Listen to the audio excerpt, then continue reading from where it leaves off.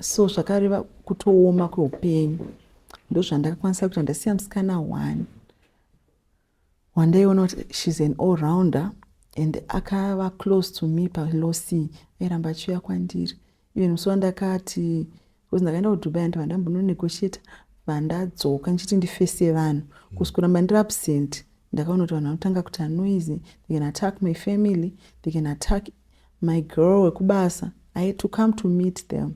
I had to gather courage. Ndakakwira ndege kuya kusosangana nawo. But I'm going to come and meet you. My friend akanditengera ticket, staff ticket, ndikauya. Ndikasvika ndikagara nawo pasi ndikati ndo situation. Mari handina. Ende kuti ndikudziye kuti apo ndinoiwana. Vamwe vacho vane malaptop kuti laptop one chaicho iri kuita $500. Oshe kuti ndoiwana kupi pari zvino. Namudzangu ndoudza madzigomana sparks pamwe nombosimbiswa ndopiwa matask moyo wakagomadzwa moyo une shaft nai mwari we ndodawo malaughs I really had to change my story vakawanda vanouya vachinditi sorry zvakawanda ndobvunza mwari kuti ndindadi handina kana weki. Look, ndine musikana wandaiti ndiye wangu mfesi wandaiti wangu ndine business ndakatanga fomuri yangu ndikavharo ndakapodza ndatonyura muzvikwereti ndakamwa zvikapu wangu go superstitious at some point ndikapinda mudzin'anga maprofita vaitondiziva nemazita. Worst Heartbreak. Makadi muri Zimbabwe. My name is DJ Sparks. Welcome back again by my Worst Heartbreak. But ndichinzwa nyaya dzakasiyana-siyana dzinotsemura moyo dzinenge dzichiitika muzora nhasi ndina mama wandinawo vane nyaya inosiririsa nyaya inorwadza wakaluza 20,000 saka ada kuti tinzwe nyaya yawo kuti wakailuza sei because panoitika zvinhu zvakadaiwo kana panosheyiwa nyaya dzakadaiwo unofanira kubva wadzidzawo unofanira kubva waziyawo kana kutora mashoko aya sechenjedzo kuita kuti usazopindewo mune zvinhu zvakadaiwo kana kuti ugare wanamata. You never know, zvimwe zvinhu zviri beyond our control, but maybe unangonamatawo zvimwe zvakaendawo nepaside kuti ziva kuti zvinhu zvakadaiwo zvinoitika plus pfungwa dzako chaidzo dzakagara chiziva kuti upenyu une malosi. I'm sure kuti hatizorasikirwa neupenyu because vamwe vanhu paunosangana nezvinhu zvakasangana namama watinawo panapa vamwe vanobva vatotora upenyu hwavo vobva vazviuraya, but wakaziva kuti kune mumwe munhu akambosangana nedambudziko rakadai so asi haana kutora upenyu hwake, I'm sure kuti zvinokubatsirawo. Makadi zvenyu? Makadi henyu? Uri sei upenyu? Upenyu uri right. Ndokufara singaiti kusangana nemi muchisheyawo experience yamakasangana nayo muupenyu. Zvinobatsira vamwe, the reason why tichita mashows akadaiwo kuita kuti mumwe munhu panosangana nazvo. Kuna vamwe takasangana navo vakatoshaya vakati wakaluza ma5,000 vatomwa mushonga wemakonzo achibva atofa. But right now ndakagara nemunhu akaluza 20,000 or even more, but muri strong panapa mukutonyepedzera kusekera but saka muri Zimbabwe ingade kuziva kuti kati mungatitsanangurire kuti zvakambonyadzofamba sei, zvakatanga sei, kuti chii chamaita chakazokonesa kuti murasikirwe kati muve neheartbreak yekurasikirwa ne20,000. Okay, ndokukwazisai mose ruzhinji rweZimbabwe. I'm sharing my story kuti saka ndakaita 20,000. Losi yandakaita 20,000, 20,000 yanga isiri yangu kuti ndine mari yangu yandandaraisa 20,000. 20,000 yanga yezvinhu zvandatrastwa nevanhu ndabatiswa kuti ndisvitse kunzvimbo yeZimbabwe kubva kunyika yeDubai. Basically ndakatanga business rekutora zvinhu, ndaihodha zvinhu kuDubai ndichiunza kuZimbabwe during the lockdown kana kubva kuZimbabwe chienda kuDubai. Samushure mekunge ndaona kuti business iri rinofamba, ndabva ndatanga kungotransportawo for other people kuti munhu anozvihodhera ega zvinhu zvake ondipawo, ini ndinongomuchaja kubva nazvo kunyika yeDubai ndopinda nazvo munomu ndoita zvese clearance and everything for them ndozongovatambidza. Yes, ndozvanda ndichingoita. So last year mutemo wendege tingangoti weaviation wakange wachinja. That was ignorance, I can say. Hatinge chimboziva kuti malaptop ari refurbished akamboshanda aya haasi kubvumidzwa kutransportwa. So ndo zvakaitika. Saka nyika yeUnited Arab Emirates yakabva yatanga kuita check pamazvinhu zvese zvine zvichekwa in kuti munenge mune malaptops akamboshanda here.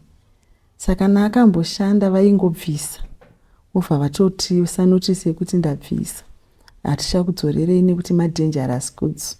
Vachitaura kuti pamwe pandege inogona kulika lithium kana chii zvikakonzeresa kurasikirwa kweupenyu kwevanhu. So hatina kuziva kuti ndo zvazvasvika, ende pamwe pachona nekuda kuti tine experience mahunga unenge watombomanzwa ndega ichade malaptop zvakazenge zvikati. But nekuda kwekuti tatingozviita mazuva ese tinoatransporta one, hapana chatikambosangana nacho, unongoti ganitransport. Saka pava netumaruma zveshuwa twaifamba, but pambe kuti unoignore, ndinaumbodzika one zvazvinota takatowanda tairamba tichingomufa malaptop nemafoni nenzira idzodzo achiuya kunoko. Yes, so ndakaita semazuva ese ende handitori kuno kuZimbabwe. Mukomana wandaishanda naye akatorongedza malaptop evanhu aisvika more than 38 laptops. Ndichiri kunyatsoza 38 enhamba, but handi mamwe acho handichatomboziva. More than 38 vaarongedza ndobva achiuya. Ndanga risiri malaptop $100, kuti malaptop ose yatotengwa kuDubai ne$200-300, more than that. Manza dzakasiyana siyana arongedzwa malaptop. Ini kunokunda ndatotarisira kuti malaptop ari kusvika, ini ndobva ndakwira ndichienda kuDubai. Saka on that very day, it was actually a day of terror. Makusena achona tine zvatinotransporta through cargo, tisiri passenger flight. Saka passenger flight inge ichifanira kusvika kuma 5 p.m. nemalaptops aya. Inini ndachifanira kunge ndichikwira ndege ya 5 kudzokera kuDubai, kunova ndiko kwandinonyanyogara kuti ndikwanise kutransporta zvinhu zvevanhu. So it so happened kuti nditori pazuva ndakatoexpecta, then pane cargo yanga yasvikawo kuseni. Cargo yanga yasvika, cargo inenge yasvika yoenda kunonzi kuAGS, kunosvikira cargo yozoclearwa yozobuda. Saka taita zvezvekuti group page tinobatanidza nevamwe cargo yedu yosvika. Saka pakasvika mabox akuverengwa, mumwe wandinoshanda naye akati box rangu riri missing. Ranga riri box romwe mukomana wataishandidzana naye, ranga rine missing 22 laptops. Aya asvika ari missing, ashaikwa. Chii chakaitika? Zvanzi warehouse yakambosechwa vachitaridza tune malaptop manyowani here, madhara chichi. Saka we'll get to the bottom of it. Saka that 22 hainonyanya ndorova neshoko. Mukomana waye ndakabva ndamuti chitora mamwe anga asvika uende tozokavhana 22 aya asina kusvika. Ndichitiwo aya akasvika, mamwe aya anga apekwa arifanira kusvika kuma 5. Profit yaye ndichazobatanidza ndokavha uyu. Ndopakasvika mabhegi asina malaptop. Musikana wangu akatondudza ndatomudeparture lounge, ndatocheka in kudzokera kuDubai. Musikana aishanda ofisi akati, mem, hamuna malaptops, mune mabox asina chinhu, mune machaja chete. Ndikati zvanzi zvechokwadi hamuna malaptops. It was terror to my face. Ndikati asi havangatorere vanhu zvino, haiwa rega ndichanofambira nyaya dzacho. Ndikamuti ndikukwira ndikutoenda kuDubai izvezvi. Ndikasvika kuDubai ndichanodzifambira nyaya dzacho. Chokwadi munhu akanga afamba anga achilenda kuno, so ndikatora maparticulars ake nezvese zvokuti anga acheka in mabags akamira sei, ndikanocheka kuDubai airport. Dubai airport ikandirifeya kuDubai police. Zvazi police ndio inocheka security check. Ndakaenda kupolisi, svika kupolisi tikamira bebe zvikanzi nepolisi mamboverengo here pawebsite kuti kubva musi wa31 March takaisa mutemo wekuti hatichadzoseri zvatinenge tatora tichiti zvinogona kuva dangerous kana zvingakanganisa utano hwevanhu. Malaptops amukutransporta aya hasi manyowani ende hasi macertified refurbished, zvichireva izvo kuti anogona kulika kana kubhesta akakonzeresa njodzi pandege. Saka hatichakwanisi kukudzorerai. Ndikati ini ndakaverenga mutemo wekuti munhu wese papassenger flight anotenderwa 15 laptops ndakatoverenga zvechokwadi. Saka ini ndikati madiko kwemimi sei masiya, because pane akasiyiwa macho ndandine 15 akasvika. 15 mamwe asvika anga akapfekwawo zvakanaka. Ndati ko ndaifunga kuti sezvo vanga vari 3 vanhu vaifamba, vanga vari baba amai nemwana. Ndikati dai mandindisirawo 45 total, machitoro rubvu. Vakati zvone vanhu vacho vakacheka ini sei, kosi ndakaenda kuda unosononzwisisa. Ndipo ndakazoti vakacheka ini as group, zvikanzikana vatocheka ini riri group, mazita anoenda pamunhu 1. Saka akangodarika 15 laptops zvaendo. Tinogona kuseva the first 15 ndo anosvika. Apa zveshuwa zvitori documented kana nazvino ukaenda pawebsite yeDubai Harare inokutsanangurira zvinotenderwa nezvisingatenderwi. But zvinhu zvataiti overlook nekuda kwekuti mashure uko vaimbodzorera ukatorerwa zvinhu ende zvazvisiri serious, zvazvisiri strict. Saka ndakazonzwa kuti pakange paitika njodzi yange yamboitika vakaona kuti they have to be more strict on that one. Saka kutaura kwandiri kutoita kune vanoda kuzofamba kuenda kunyika yeDubai, munhu anotenderwa 15 electronic gadgets. Manyowani kana kuti ma-certified refurbished anenge akapfekwa nemwero wavanogamuchira. 15 only. Vakangodarikidza 15 ukanoti wawanda pacheck-in ticket rako. Whether vane mabags 3, anofanira kuita 15 across the 3 bags. Kwete kuti 15 mubegi 1. Saka pane pangu kuti tatisina kutombonyatso kuzvinzwisisawo nekuti tatisina kumbobvira zvakatiwira. So I was one of the first people vakawirwa ndambudziko iri. Saka malaptop angari 20,000 angari mani? Angari plus 20,000 because pandiri kuzoziva kuti ndakazosara ndine chikwereti che 20,000. Mushure monge ndasetekudza tumari twese twandanga ndinato ndarotengesa injini yemota yangu yandanchida kumutsa Volvo kuti ndimbobatanidza ndipe vanhu vaipopota because nenyaya yekuti tinoadvertisa pasocial media. Vanhu vanenge vatanga manje kuti mbafa. Takamupa mari yedu tanoti hodhera malaptop haana kusvika. Ende ina handingablame munhu ari kupopota nekuti pamwe ndoyange iriyo mari yake yega ende ari kutarisira kundipa kwaanditi andinitrusta nebasa. Ini ndindamufeila. Ende zvasina kumira mushe. I really got frustrated, scared. I don't know the experience. It was bad. Because ndichiti 22 ayashayikwa ndikati ayashayikwa kwehouse it's okay. Ndoti plus aya 38 plus imabhegi. So namba yawo chaiyo handichanyatsosiva. But chandiri kuziva ndechekuti noti pane vamwe vatikabva tabhadhara ipapo nekuti mwane 2 ane 1 if wangomuti mari yako pana mwana ane noise. Nokuti wati nyararidze vari kunyanya kupopota. Tapedza unyararidza vari kupopota ndatsetekudza pese pandinokwanisa kuwana mari in my capacity. Ndatsvaga mari pese pandaigona kutsvaga. Ndakasara ndine 38 laptops dzandaiowa.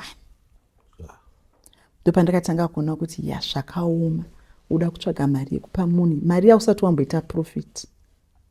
Handisati ndamboita profit ye 20,000 asi ndikufanira kuti kafa profit my 20,000. Loss ye 20,000. It was bad.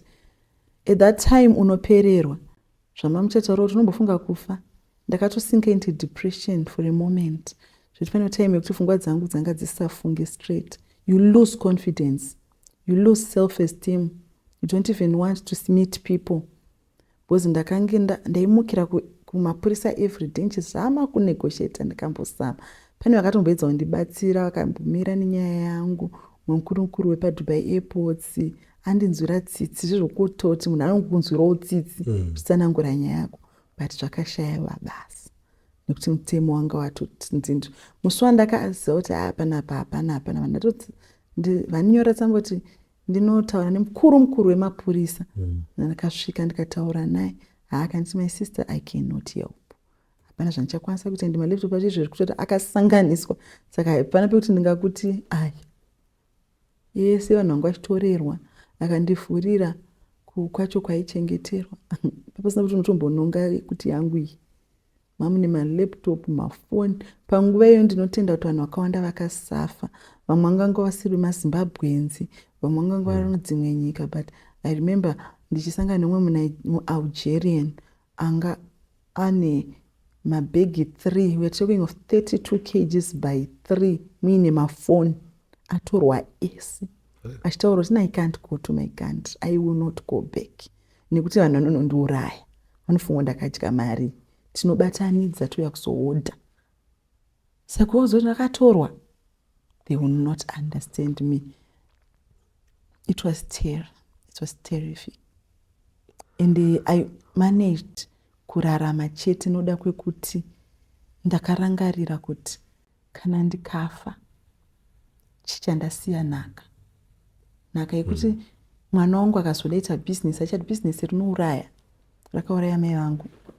Muzukuru wangu akadaita business, achati business rinouraya, rakauraya tete. Inova inenge wrong impression. Chakandibatsira kusimba panguva iyoyo kugamuchira situation. I had to learn to accept the situation. At that time, no rent, no fees for children, no food. Ndatete kudza mari yese. Ndandiri Norway. I remember one of my closest friends yakandiwedzera mari.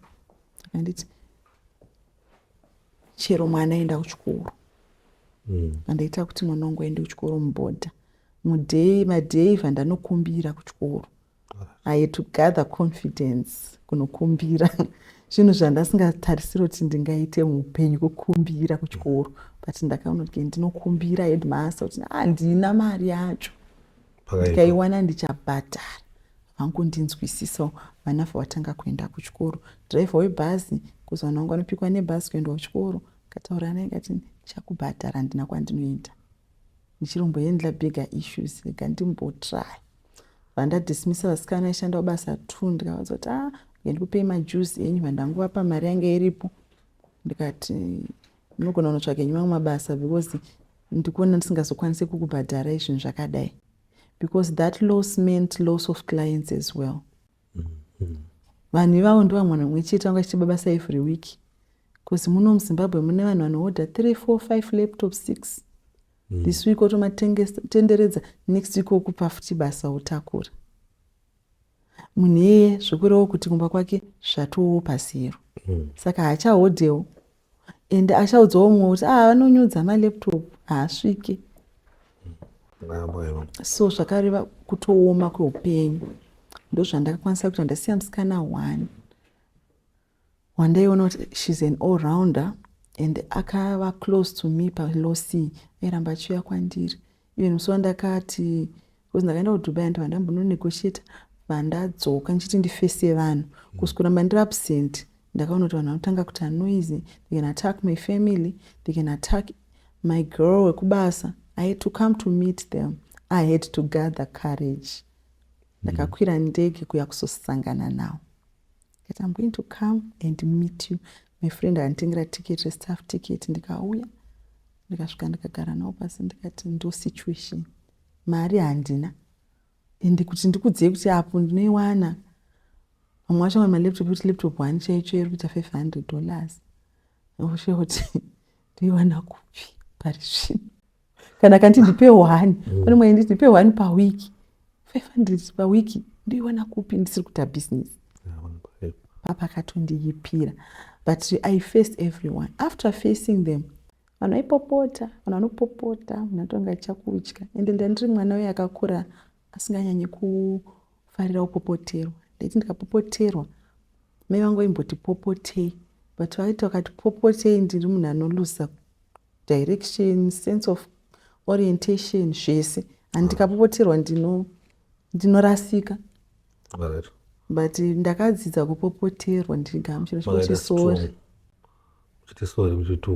Unotuka kuti sorry. There's one guy anga ari papati yemalosses iyaya. Because kuwarehouse tatisina kutorwa nemapurisa. Kuwarehouse kwakaita search yekuti polisi irikutsvaka kucheka zvinhu. Saka zvinhu zvisina maelectronics zvakanzi zvisare.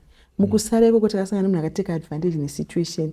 Vaabawo box remalaptop nebox ranga rine maPlaystation 3 emumwe mukomana ari kubulawayo. Iye mukomana iye ari kubulawayo, I can say there are people who are just good. My laptop, my PlayStation akabatwa. It was all he had, but akagona kundinzwisisa. Ndiye munhu aigona kumuka makuseni kuti Miss Lima mukasei. Kuti ndamuka hangu vati tovati mukomazii. Kuti mukomazii vati God is faithful. Musadzime phone. Taurai nemunhu wese apopota afunza zvese. Ndiye munhu akandisimbisa because aingonditi musadzime phone. Make sure your phone is always on. It wasn't easy having a phone iri on zoti vanhu vese vada kufunza zvinhu zvausiri kuzondichava parini. Mukuti ndipei payment plan. Zvanzosapi munhu payment plan yausingagoni. Zvoitisa nhasha.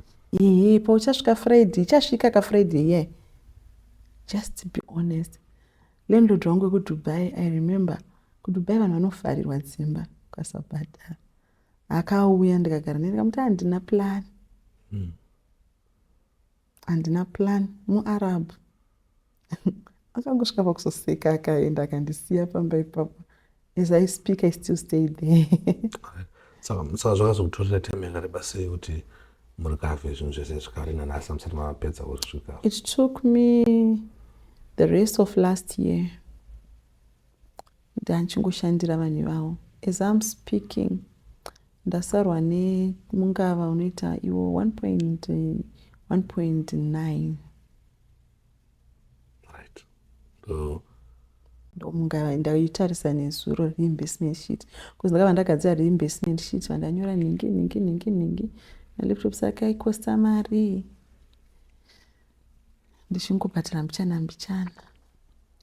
Saka vazhinji vandakakasika kupedza kubhadhara. Nyaya yekuti vakanga vatsvagawo mari yekuramba vachihodha. They trusted me. Vairamba vachindipa basa. Saka pakundipa basa ndaingoti ndochaja like $45 takura laptop. Kubva kuDubai $36. Pamari iyoyo ndaibva ndabvisa imwe. Ndokuti ndakutakurira kana ne15. Saka ndaivamita half the bill. Saka zviroti mamwe maorders aya vanhu vandisina kurasira zvinhu aingondikwanira kukava other. Ndakapesa ndisina any source of income. Zero profit, zero. And zvakaoma kuti udze munhu kuti handina mari chibva kuDubai. Zvakaoma kuti udze munhu handina mari ukafika imba yakanaka. But unonge wakudzidza. Saka hembe dzakanaka maitenga ino. Hembe dzinosakarere dzemakore idzodzo dzinenge dzagara dziripo. Ndodzaunenge uchingoramba uchipfeka. Ungacharaseka wopfeka madhende nekuti une situation.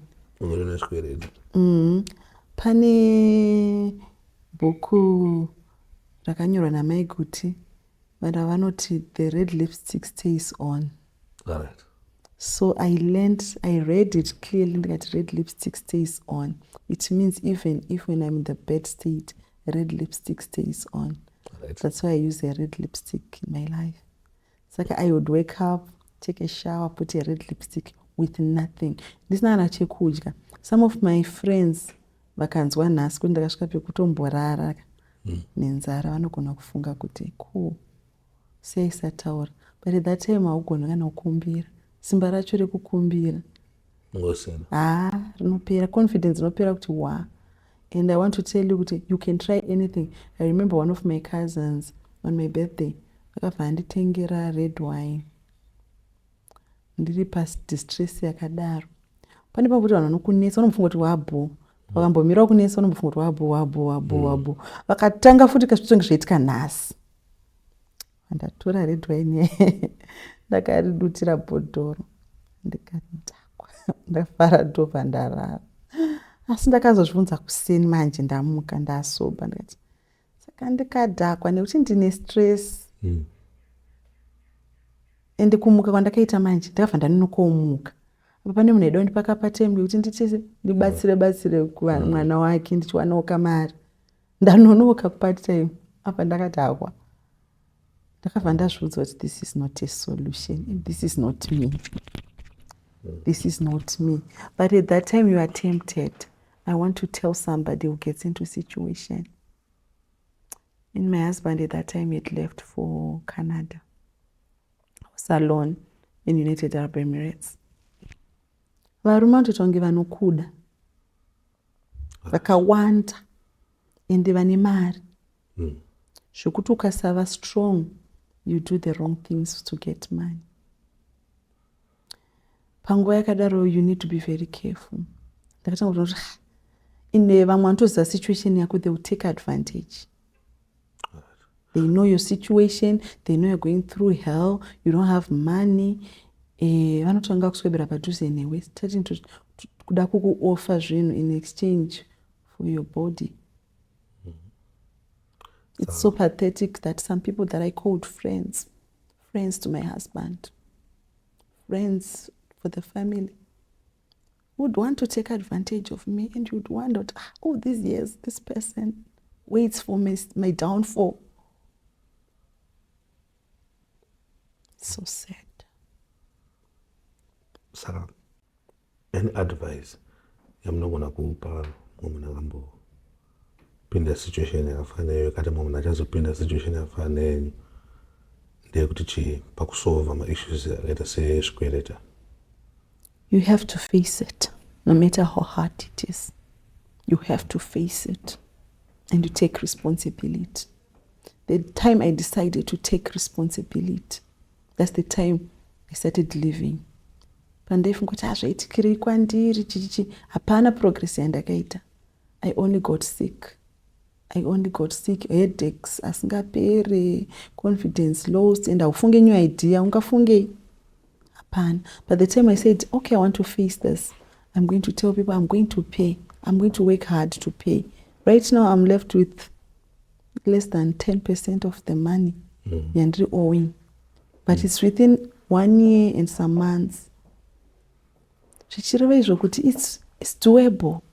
And then from the situation I learned kuti the sky is not the limit. There are galaxies. Pane vakaenda kumwedzi chaiko. Saka the sky is not the limit. You can work hard. You can work hard with your hands. With your hands. Nemaoko. Ndakudza madzimai anoti kana aperera ufungoti you need a man to cover you. You can work on your own. Unemaoko ako. Mwari vakatendeka. You can't cheat success. That's what I can say. Success is through hard work, endurance, persistence. And for me, as a prayerful person, I say, with prayer, kunamata. Pani panakatangoshiya mashoko kunamata, because I always blaming God. Why did it happen? But then God spoke to me, told me that, precious, who do you want it to happen to? And I just said, God, I want to learn what you want me to learn in this season. And I learned to work hard. I learned to be responsible. I learned to be a person of integrity, whatever it is. Right now, I work with people who have money, who have real money, who can just trust me with their money. Because I proved integrity over years of what I was going through. Mama noitotadza kunzwisa kuti zvekufamba sei uri kushanda hapana chauri kuita, but I was working kubhadhara vanhu. Ndaigona kungoti handisiri ndakatora zvakatorwa nestate ndobva ndatorira mabusiness echo ndotorivhara. Handiti pamwe iti zvidai ndisi munomu, pamwe dai ndakatoendawo kuma-COS kana ku-UK kana kupi ndongozvisiya. But when you leave your tracks, they will still stand. One day ndaizowanikwa ndiri pakamira sepanapa. Then people will say, ndiye mune akatinyudza gore riye. That's what I can just tell people. You have to face it, no matter how hard it is. Paying people is not easy. Usina chawakadya. But once you've paid them, you feel good. Pisi pandopedza munhu kubasa kwedu tinocelebrate. Kuti nhengo yauya, done. Zvikere zvake zvapera. Nhengo yauya, done. Tioseka topururudza tinofara. Ndingange ndisina chinobatika, but I have experience. I have experience. Right, now I'm going to say kumashure mbijano. You know, masituation atosangana nawo kana chingoende zvikwereti kana chingori pamawana. Pana mwana vanouya vachioffer ona wangu ndiitire zvakati, ndokupa mari, ndiitire zvakati, ndokupa mari.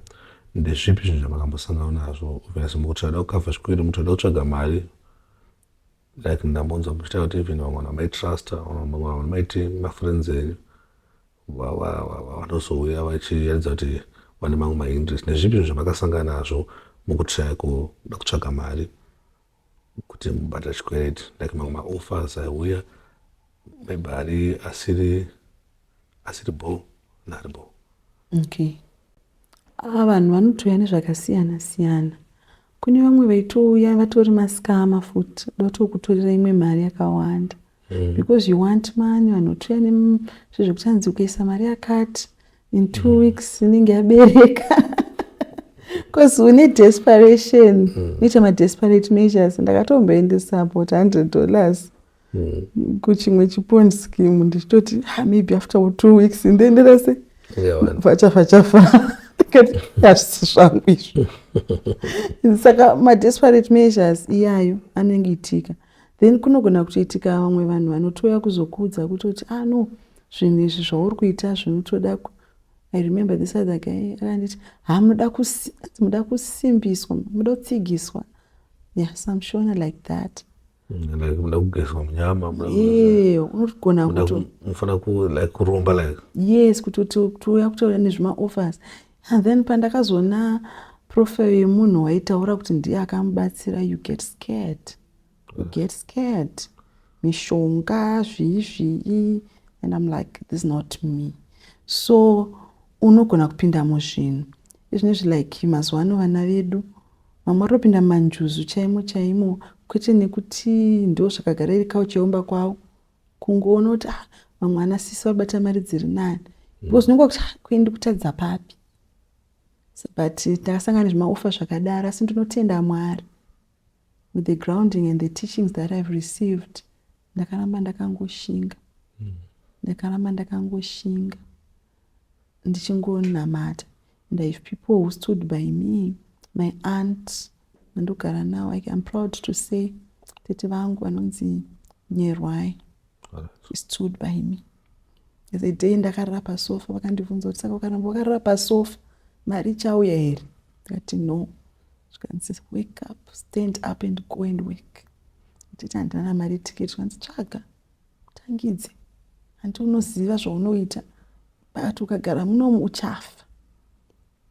Ndopa ndikataura nemusikana wekubasa akanditi munhu andasefa mari yangu ndinoda kutora driver's license. Oi, tengai tiketi mudzokerai munotanga futi. So people like that, trusting you, knowing you have nothing, they trust to give you something and say go. Titonga kati ndasara nevana, ndikuchengeta vana kusvika wastable, don't worry, go. Ndikaenda. And I have one of my best friends, is like a brother to me, or more than a brother. He's an apostle, Divine Family Ministries International. He stood by me and the wife. Engoramba shinamata neni, asking me kuti zvapapi, achingonamata neni. So you need people. I always tell people that you need people more than money. In those situations you need people. Because vanhu vangu vachitokuoffer zvimwe zvinoti kudestroya ka. And umwe achitokuzoti you just need one man anongori netumari twake wapinda macheni. And ku-United Arab Emirates kutori nema-emirata vanotoita zvemacontracts kudana nemadzimai zvakawanda. Unotombonge uchatemtika. But ukazofunga kuti medzisiro yacho ndozovei. Saka ndongotenda kuti I'm one person who's grounded in zvandinorarama. Ndakataura kuti medzisiro yangu ndo yandine shungu nayo. And as I stand now I can say ndichishanda handina chimwe chandikushandira. Ndikushanda kuzosiya nhaka kuvana vamaba vangu vanozotaura kuti we had a sister who used to do this. Kuvana vehanzvadzi dzangu vanozotaura kuti we had an aunt vakakunda poverty. Kuvana vangu kuti vanoti our mother vakanga vakashinga panguva dzakadai. So ndo zvandoshandira. Saka ndichiri kushanda. And ndinoziva kuti it's doable. I'm telling someone who owes someone, it's doable. When you start to pay, you will finish. A journey of 1,000 miles start with one step. If you pay $1 out of 2 million, usisina chikwereti che 2 million chachinja value. It's the willing heart to pay. But kazhinji ndakaona kuti vanhu vanotemptika pavanoita mari. Unenge wakunzwa usada kubhadhara. Saka ini chakandibatsira ipapo ndechekuti pandobata mari yese ndina secretary wangu kubasa. Anobva atobvisa, and I'm a tither. Saka achitanga kubata mari anobvisa $10. Achibvisa $10 obva abvisa mari inoenda kumari-investments. Saka tinongotaura kuti okay, tikaita profit yedu 10% will go to tithe, 30% will reimburse people, 30% topay mabusiness zvinoda kubhadhara kuti tirambe chioperata business, 30% imwe inenge yasarenda masalaries nezvimwe. Saka handina control over it. Kana ndikada kutoita greed anotondiudza kuti ma'am, mari-investment kufanira kuenda mari. Saka tinozotasa paschedule paipi tokafa topfuura tichingoenda. Saka so far I'm saying I'm in my last lap. But mom, last lap muri kutiremei. Business just went down 3 months ago. It's not really as it was. So business magaramba mchimwe zvamukuita izvozvo ndo business zvamukuita izvozvo. Yes, I'm a freight forwarder. But zvakaita kuti ndichitsvaga ruzivo ruzhinji how to forward my freight without losses. Ndakuziva kuti ndinofanira kudai nekudai. Zvinesvikana anonzi ma-CBCA license atinobhadhara ekuti malaptop yedu atariswe kunzi ari right here asati apinda pandege. Zvimwe zvezvinhu zvatakuitawo takuziva kuti anofanira kupakejwa sei, tikapakejwa so zviri right, tikapakejwa so. Saka zvakandidzidzisa kutsvaga ruzivo kunani nandoita business. It's important kutsvaga ruzivo rwakakwana pamusoro pebusiness rauri kuita. Ine ndichireferensawo kune vamwe vanhu vakandoona ndichiita loss. Vamwe vakandoona ndichiita loss ndikatovaudza because I'm a person who loves to share. Handifariri kuona munhu achiwira mandakambowira. Ndikatoudza vanhu, no, don't pick laptops like this. Ari kutorwa. But vamwe vakasvika pakutorerwa futi after me. Noda kwekuti vanhu vakazvizvidza zvezve kuti unoti tinongozviita wani haiwa. So it's good kuteererawo vamwe. Kana wateerera vamwe wo research zvakakwana. Because zvinezvi ndakunyatsonzwisisa kuti mutemo wendege unotii, mutemo weaviation unotii, zvinodai ndakufambisawo nenzira dzakafanira. Alright. Ndinobvunzwa ndinawo. Ndinoona zvinonzitika munhanja dzedu. Vasikana vatokura nawo. Vanongotemba kuti ndakasangana problem husband. Ndakadaiwo mukomana wangu anondiitira. But from matsanangura maita nyaya hapana panambonzwa kuti husband pasodaiwo. Maybe first question. Papa wataura nyaya husband bekuti vamwe shamwari. The husband and stuff. So ndameno ndatsonyadzogona kubvunza mubvunzo wangu. Ndona vasikana vazhinji nowadays vanotemba kuti akasangana problem yangati akanga problem kadika ngaikwanisa kusolva ega. Antongoti mukomana wangu kana kuti murume wangu imimi mudhara wakubatsirawo sei? Inini, my husband, at that time, he had just left to pursue a new vision. Aitodawo help. Panguva iyi. Ari kutodawo mari zvinaumira mushe. Indobva ndasara ndobva ndapindawo muloss. So he was tied up being in a new country. Saka zvazvakatomumirawo panguva yacho iyoyo. Zvoti haana kumbokwanisa kundibatsira financially. Naingondisimbisa kuti zvinoita continue. Alright. Which means makakwanisa kumira. Ndakwanisa kumira. Ini ndingade kuudza vasikana nemadzimai echidiki kuti aufani kuvimba nemunhu. Nekuti munhu, inini papo ndakamboita bita nezvana ndichikuudzai. You try to go to Uncle Ningi, you think he has money, can help you. Can you lend me money? I want to cover hapa nepapa. No one can help you kana wanyatso crisis. Ndo zvandakaona. Kana uri mu real crisis ka unoda kumira wega. Pavanhu vacho ndo vanotomuswa kuti vakubetsere vamwe vacho they are unexpected. Like I'm telling you, I have my friend, her name is Doreen. I'm proud to say demo naimira neni. She doesn't have much, but she could share with me what she has. So ini ndakadzidza kuti no pamwe pacho Mwari angada kutidzidzisa kumira. Most people vanoita suicide depression, hypertension, vanotrigger zvirwere izvi zvekunge wasangana nemasituations. Mushure mekunge wavimba, handisi kuti murume wako kana achikubatsira zvakashata, zvakanaka, zvakanakisa, ndiwo baba vanofanira kukubatsira. But kana vakatadza kukubatsira, unopedzisira waita bitterness. Ndozvinozopa vanhu kuti vataurika language kamazona anzi vanovhura mabranch. Uchanga wavhura mamwe mabranches manje. Ono branch rangu ratadza kunyatsondibetsera. Then people end up in promiscuity. Vanhu vakuita zvinhu zvisizvo zvavasiri proud of. Because most people mukada kuzoona anoti nasapinda padiya, but inside you, after vanhu vese vaenda, unosara uchinzwa sei? Are you happy with yourself? Zviri bore here. Ndosika vachiita silent suicide. Hamuzivi kuti munhu iyoyo masikati akuti ari kufara, yes, ndabatsirwa nemaboyfriend, ndazoda, but mukati umu wasara uri kuti ndiri ani? Kana ndakuita 5, 6, 7 boyfriends nekuti ndikutsvaga help. You're just throwing yourself to men. Ndo chirwere chine vana vedu vemuAfrica. Kuti inini chandotaura kuti identify yourself first. Love yourself. Pursue your goal. And if you love yourself, you get the right man to love you. Kuti unozviwidzira kumunhu oda kwekuti ukuda mari. Wawidzira kumunhu oda kwemari, you are bound to bow down to their conditions. And pamba chokurarama against your own personal will. Ndosika munhu ari kutogara nevanhu vakaromba, vanhu vakuyamwisa nyoka mudzimba nekuda mari chaiko, vana vadiki. And wozonoti I can't do this. Wozonwa munhu azviuraya. Pavanozozviraya ndipanozonzwa nyaya yekuti she was living like this. She wasn't happy. Mama kuti wakadzi vezvikwambu, zvisiri zvekunzi yakarerwa nevabereki, zvekutsvaga tega nekuda mari from men. Vanongotsvaga wekushandisa panguva iyoyo. Ende kuti mudzimai, musikana, girl child, identify yourself.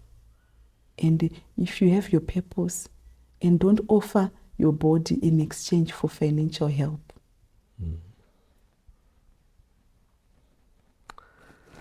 Right, mashoko makukutu. Yeah, and I know kuti panaitika every call, I believe kuti pana zvekudzidza. And I'm very happy kuti mashare story yenyu. Vanhu vachinji vamwe vanonyara, vamwe vanonanga zvisingaite kuti vanze kuvhara hapo kuti sei, but I'm very happy kuti makwanisa kushare nesu zvamakasangana nazvo. And kuti mumwe atodzidza, kune mumwe matoseva mumwe upenyu, vamwe munhu angaine zvikwereti, angachifunga kuti sinzi ndine zvikwereti, handichakwanisi kuzviita. I have last question, I think maybe haina haichekuita nezvangamuchitaura, but pane zvamambotaura, maybe inoona kubatsira vamwe vanhu. Ndanza muchiti muri munhu anobvisa chegumi. Imi mukubvisa kwenyu chegumi, munoona zvichibatsira here? Because it's a debate inoga ichitaura, vamwe vachiti chegumi hachina basa, vamwe vachiti chine basa. So imi from madzidziro amakaita, maybe takamboona zvinhu zvichitaurwa nemunhu asiri man of God. Because man of God pavanozvitaura tofunga kuti idzo dzakuda kutora mari yavanhu. Kati sadambonzwawo from imimi musiri man of God, nokuti maybe munoti Sparks ndipe tithe yacho, munototitha. Chimonitsanangura about tithe. Inini chegumi ndakanyatsochianalyza mushure mekunge tawana dzidziso kereke. Ndaanalyza kuti zviri papi pachegumi. From my own understanding yechegumi. Inini I was raised in a family where at first vanhu vaitoita zvemudzimu. Family kwedu. Tikazotendeuka as a family, right? But pataiita zvemudzimu, taipira, kwaitouraiwa mombe, kwaitwa zvinoitwa, zvinotengwa, zviyo, chichibikwa madoro, achidirwa, achidii, handiti? Meaning kuti taipa, kana chiriwo chegumi chekunyika iyoyo, cheku other religion, handiti? Ini ndo zvandotaurira maKristu kuti vekunyika idzodzo vanopira, that's why vanhu vachinza sacrifice mwana wake ogotofa kuti vaite mari mumhuri. Vanhu vanosacrifice mombe idzodzo, zvinhu zvakadaro zvinosacrificewa. Saka isusu kana takuti kunyika taakunamata, chii chinozokanzura maaritari aya? Tikadzokera mubhaibheri panotaurwa nyaya yemaaritari aBhaari. Zvinzi iwe Joshua, panonzi putsai maaritari ana baba vako, handiti? tikuputsa maaritari ana baba vedu. Ana baba vedu kana vaitenda kumidzimu nechi vachipira. Nhasi taama Christians toti we just walk, hatipira hatite sei. That's where we lose it. Because chegumi, it's a commandment from God. Yakataurwa kunzi bvisai zvegumi zvenyu, Malachi 3:10 mukadzika nayo. Inotaura kuti unzai zvegumi zvose muimba yaMwari kuti musawane udyi papfuma yenyu. Saka panobvisa chegumi, inini I've experienced. Pandoregedza pese panofunga kuti hazvo zvakandomira saka ndaregedza, maproblems achantoramba achitututsirana. But pandinobvisa chegumi ndinoona kuti whatever little I'm left with inoita substance.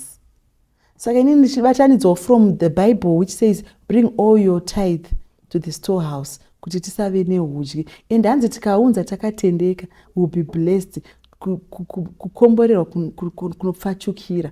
Totarisa nyika dziri kunze dzakafanana naye, ivo vana Dubai, vana America, vanani, they give. Mukada kuona kune vanounza vachitipa zvinhu, mabhero iwaye, mamwe anenge donations ichichi. So tisatambotasa the spirituality of everything, kuti Christianity kana kuti Islamic kana kuti African traditional religion, pachishona chepanonzi kupa uturika mangwana unoturunura. So pakupa pane something. Saka isusu kana tiri maKristu tinofanira kubvisa zvegumi zvedu kuti zvitichengetere upfumi hwedu. Then vanoita zvavanoita vanopa. Saka imi mukasazopa mpakusara benga, you are exposed, you are a Christian, kuti ndakatendoka ndinoona vati. Ina thing kupa right.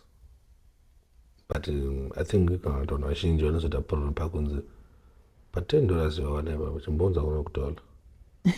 But onai 10 you won't sit pay 1 9 you are blessed with but it. afunga isusu kuti bozi kudhaya mushorenga Bible ndozona isusu kuti zvegumi zvazopiwa chembere nenherera, but izvozvo zvaungorwa napapa. Anyway, I think it's yeah, that's why it's a sensitive issue. But mamwe ministries, they're still doing the right. Mamwe ministries, we have popular ministries like Forward in Faith Ministries International. We still see mahospital achivakwa zvichiitika. Things are happening. Things are happening, but it's because it's my expectations. Edu sevan. I think the story for another day was I could say Forward in Faith, and takawanda muno yodi mnyayo yakadautanga yekuzayoja tinaongana zigu wanangwari panzamu utakatanganya Forward in Faith. Anyway, it's a topic for another day. Yes. I think I discussed it for my Worst Heartbreak because tine zvimwe zvatotona kuti hano but taiwaka hospital but wakasvika ipapo mari kudiwa yangu faniri kuhospital yosina kuwaka. But let's not talk about it. Thank you very much. Thank you very much, my sister, for coming. Muchimbo share your Worst Heartbreak in the Mawan's show. Ndeba nambo avoid that musacheme because you know what I understand in the Kulusa Maria Daro Mawan. Yeah, thank you very much. Any words before we close? Mashoko angu ekupedzesera ndongoti chese chawasangana nacho chinokundika. Chinokundika. You just have to believe. I believe in myself and I believe in God. Believe in yourself. Munhu wese anozvarwa aine chipo. Usika vana vachizvarwa vakadai. You can do it. But problem yedu mazhinji tinofunza vamwe. Like you DJ Sparks, you started your own thing. Mukada utanga mandibvunza musati matanga ndokunotanga kuti zviite zvawandirwa. Kuna ana DJ ningi na DJ ningi veve saka ndimambo wanu my followers, you know. But zviri mumunhu, trust yourself first and you continue. Zvinhu zvandakabata pakudzidza kwangu it's persistence, consistency, faithfulness. Zvandakuziva kuti taitova faithful, tichiri kutongova faithful tikabata mari tinofanira kupedza zvikwereti izvi. Hatinoda zvikanganwa. Vamwe vanokanganwa manje. Pepa unokanganwa umboenjoya mari yayo. Vanhu vaye vakazodzoka waapo. They are your reasons for your downfall. Because vanhu vakazoya wava successful vachiti anoti akati dai. It can be your downfall. Saka pauri kukwira pacho shiramba uchishanda asi uchikafa mungava. Uchishanda uchikafa mungava. In due season unopedza. hatisi kuti washanda ise woendesa unobhadhira chikwereti, unosara futi usinai kuenderera mberi. So ndaitopa percentage kuti iyi fanira kuti ndirambe ndicha keep going, iyi ndichikafa, iyi keep going, iyi ndichikafa, unosvika chete. Right. Apa paya imwe question. Imwe muri munhu akaita chikwereti. Ndoga ndichitsanangurirana nawakomana panyaya dzezvikwereti zvedu. Ndichiti ndine mufana wangu so.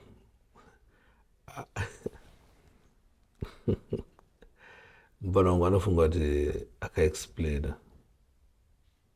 Handiti? Akaexplaina munhu wechikwereti. Anenge ane marizini akane musoro zveshuwa. No, mwana azomborwara, mwana azodeo, kana kuti no, zvinomira zvakanaka achiexplaina zvinhu zvine musoro. Unozonanga kuti munhu ane chikwereti zvake asi pakuexplaina kwake akuexplaina zvinhu zvine musoro. I know kuti mune time makaexplaina, ndosaka ndayati kuti ndibvunze mimi. Mune time maexplainira vanhu. Mushonga wechikwereti munoti mimi kuexplainira here kana kuti kuchibhadhara? Mushonga wechikwereti kuchibhadhara. Even if you explain, vanototi nesuwo titori nawo matambudziko. Because pautora kuti mwana wako arwara pamweni wangu arwarawo ndikatoshaya mari ndekutodawo yaunayo kuti ndirapise wangu. But kubhadhara ukaexplaina then wova disciplined to pay. Vanhu vanoleka discipline. Discipline that's vanhu vachitangwa chaatakana.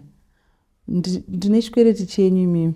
Mondiona ndikutoblinga uko munorwadziwa handiunyeberana. But vari kutadza kundibhadhara. Saka ukavati discipline kuti okay, I have a payment plan. Munhu handigone kupay yakadai, ndogona kupay yakadai pamwedzi wega wega kusvika tasvika patinosvika, munosvika.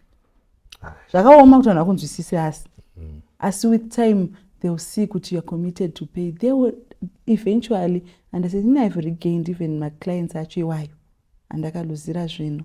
Vamwe vakambotonge varamwa after wavabhadhara vombotizii, but utozona mwadzoka futi. They still work with us.